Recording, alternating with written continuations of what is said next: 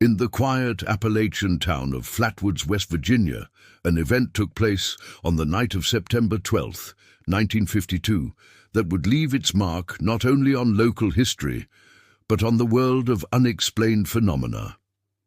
It was a night that transformed a small rural community into the center of one of America's most enduring alien encounter stories. It began just after sunset.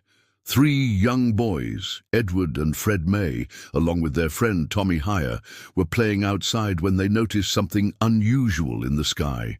A bright, glowing object streaked overhead, trailing fire and smoke before crashing into a nearby hillside on the property of G. Bailey Fisher.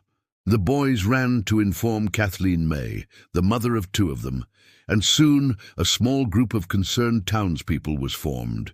Among them were Kathleen May, her sons, National Guardsman Eugene Lemon, a few neighborhood boys, and even the family dog.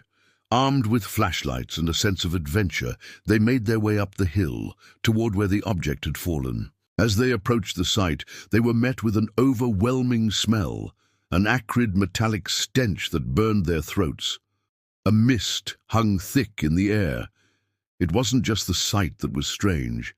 There was something unsettling in the atmosphere itself, as if the very air had changed. When Lemon pointed his flashlight toward the top of the hill, the beam caught something in the distance. A figure, towering and inhuman, stood there, partially obscured by the fog.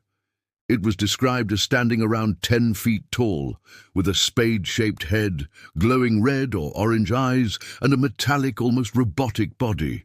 Its arms were long, with claw-like fingers, and it appeared to hover or glide rather than walk. Some said it looked like it wore a pleated skirt-like lower garment. Startled and terrified, the group fled the scene. Some reportedly suffered nausea, throat irritation, and psychological symptoms for days afterward. The family dog was said to have vomited violently and refused to return to the site. The next day, the story spread like wildfire. News outlets ran headlines about a monster seen in the woods of Flatwoods. Reporters flooded the small town.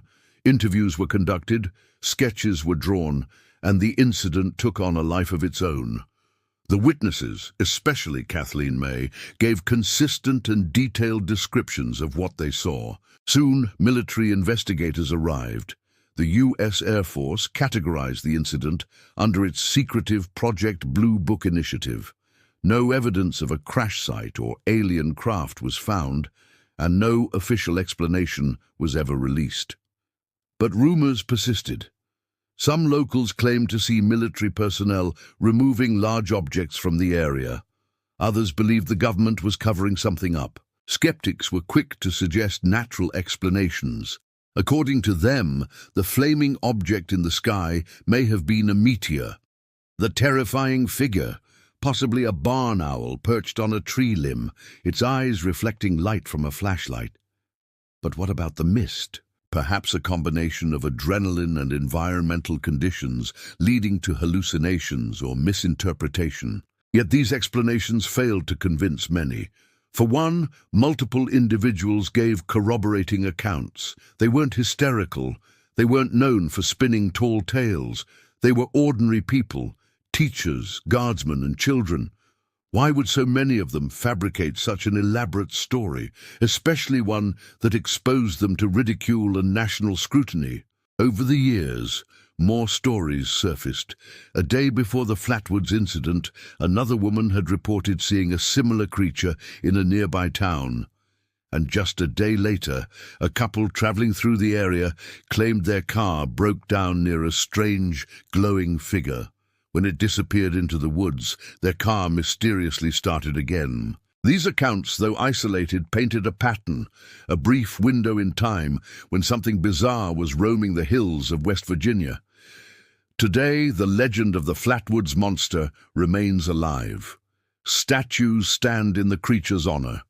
A dedicated museum in the town offers visitors a look at the original accounts and artifacts. Flatwoods has embraced its place in UFO history, with festivals and events that attract enthusiasts from around the world.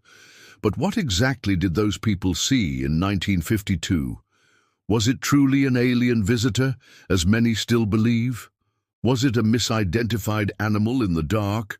Or was it something far more complex, an unexplained phenomenon that challenges our understanding of the natural world? Despite decades of debate, the truth remains elusive. But one thing is certain, the Flatwoods Monster is more than just a tale. It's a mirror reflecting our deepest questions about life beyond our planet and our own fears about what lies in the unknown. Let us know in the comments. Do you think the Flatwoods Monster was a real extraterrestrial encounter, or just folklore spun into fear? If you found this video intriguing, make sure to like, comment and subscribe for more mysteries from around the world.